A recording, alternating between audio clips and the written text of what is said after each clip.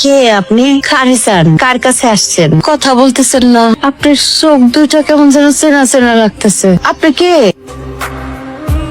আমার মেয়ে, আমার কলেজের টুকরো, আমার ঘরের লক্ষ্মী। সারপ্রাইজ! আই তোমরা কে কোথায় আছো? দেখো কে চলে আসছে।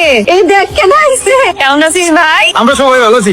তাই এটা ধর। আরে আস্তে আস্তে এরা তো সে আগের মতোই দুষ্ট হয়ে গেছে। আরে মা, তোর স্নেহ পায়া এরা নিজেদেরকে পাল্টাইতে পারে নাই। তুই ওদের আচরণে কিছু মনে করিস না। কি মনে করব? তোমাদের জন্যই তো সব কষ্ট করি আমি, তাই না? ওদের সুখ দেখলে তো আমারই ভালো লাগে। তুই মনে হয় খালি খাটোস, নিজের দিকে ফিরে তাকাস। তো শুকাই গেছিস গা। মানুষের জন্য অনেক খাটছস, অনেক চিন্তা করছস, এবার নিজের দিকে ফিরে চা, নিজের কথা ভাব। আসতে না আসতে এসব কেন বলতেছো মা? এই দুনিয়াটা অনেক স্বার্থপর, তোর নিজের কথা আর কেউই ভাববো না। মনের কথা অনেকজন আছে মা। সারা রাত্র মা আমি দুজনে মিলে গল্প করি। চল, সবার জন্য উপহার নিয়ে আসছি, চিন্তার কোনো কারণ নেই। এত বছর পর আসছি, খালি হাতে আসছে নাকি?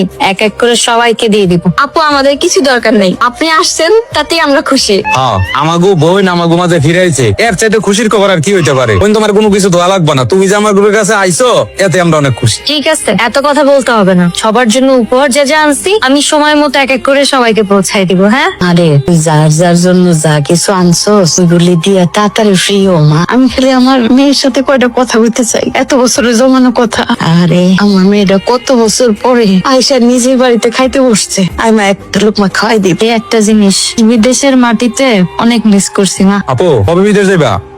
মানে কইতাছিলাম কয়দিনের ছুটিতে আসছো? কি বলো তুমি এগুলা? আপু তো আজকেই আসলো, আর এর মধ্যে যাওয়ার কথা বলতেছো। আজকে হোক আর 10 দিন পরে হোক, আপু তো যাবে, চিন্তা করার কি আছে? আমার মেয়েটা আসতে না আসতে ওর যাওয়ার কথা উঠলো কেন? আর তুই কেন বললি মাত্র 10 দিন থাকবে? মাত্র আসলো মেয়েটা, না গেলে কি দরজা ও সারা জীবনে আর গেল না, তাতে কি হলো? গেল না মানে? মা ঠিক কথা বলছে, আমি এবার একবারের জন্য চলে আসছি, আর যাবো না। বিদেশের মাটিতে আর মনটা টেকে না, মন সারাক্ষণই বাড়িতেই পড়ে থাকে। ওইখানে তো আপনজন বলতে কেউ নাই, রোগ ব্যাধি যাই হোক না কেন একারই সার্ভাইভ করা লাগে। চিন্তা করছি এবার দেশে আসছি, বিয়ে শাদী করবো, সংসার করব, সারা জীবন দেশের মাটিতেই থেকে যাব। একদম ঠিক কথা চিন্তা করছিস মা, আর যাওয়ার দরকার নেই। মা আমরাও চাই আপু থাকুক, কিন্তু আপু যদি গ্রামে থাকে তাহলে একটা না একটা কিছু করতে হবে। কিন্তু আপু কি করবে বলেন? আপু কি বা করতে পারে? আল্লাহ আমার যা দিছে এত কিছু থাকতে আমার আবার নতুন করে কি করতে হবে? যা সেই দিয়ে তো সুন্দরভাবে চলতে পারবো। আমার মেয়ে এতটা বছর বিদেশ করে আসছে, মাথার ঘাম পায়ে ফেলা পরিশ্রম করছে, নিজের জানের কষ্ট দিয়ে সবার জন্য ইনকাম করে পাঠাইছে। আমার মেয়ের এই দেশে এসেও পরিশ্রম করতে হইব কেন? আমার মেয়ের একলাই টাকা? আমার মেয়ে কি এতদিন তোমাদেরকে খাওয়াই নাই, পড়াই নাই? আম্মা আপনি আমার কথা রাগ করেন না, আপা বাড়িতে থেকে কি করবে সেটা আগে জিজ্ঞেস করেন। সে বাড়িতে এসে কি করবে? তুমি বাড়িতে বসে কি করো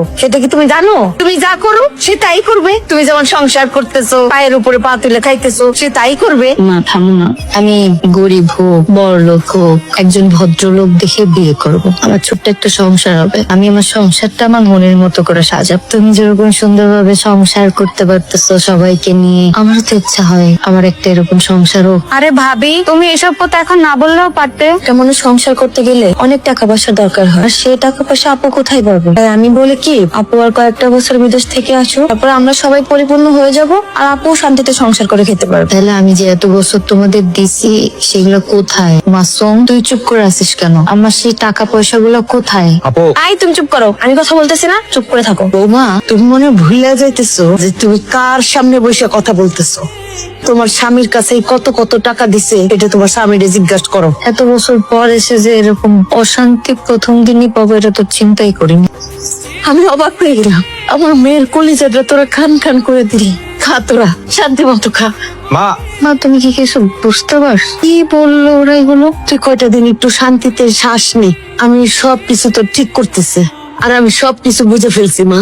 ভাই বোনের যে চেহারা আমি দেখলাম, আমার তো এখন নিজের বিশ্বাসই হচ্ছে না। হাই রে প্রবাসী জীবন, প্রবাসী জীবন এত কষ্টের, এত কষ্টের। 8 বছর প্রবাস জীবন করে আইসা আমার মেয়েটা সংসার করতে চাইলো, সেই সংসার হইতে দিবে না তারা, তাদের খাবারে টান ধরবে। আমি শক্ত মনে হচ্ছে, চিন্তা করিস না, চিন্তা করিস না।